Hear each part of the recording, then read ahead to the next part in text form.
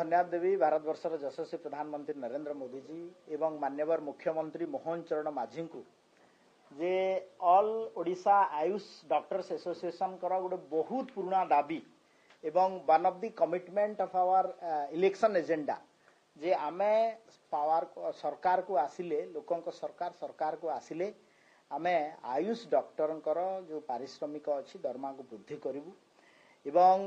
एथिरे सबुथुरु बड़ कथा हैला जे 2912 आयुष डॉक्टर उपकृत हेबे जो माने कि नेशनल हेल्थ मिशन एवं एमएचयू मोबाइल हेल्थ यूनिट रे माने अपॉइंटमेंट पाइथिले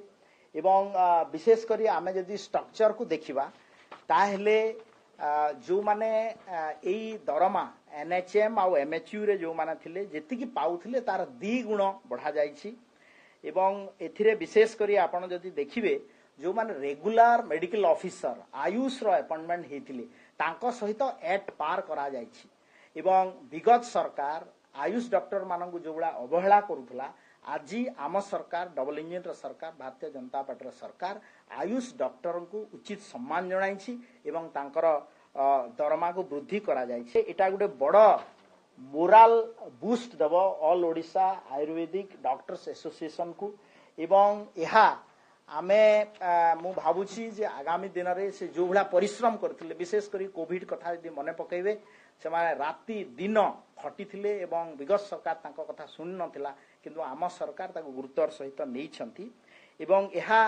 आमे डिपेंड न करी आम स्टेट बजेट रु ताको देवा पई माननीय मुख्यमंत्री एच फाइनेंस मिनिस्टर आल्सो निष्पत्ति नेइछंती एवं from the date of notification जो दिन नोटिफिकेशन हबो सेही दिन ठारू एई वर्धित दरमा लागू हबो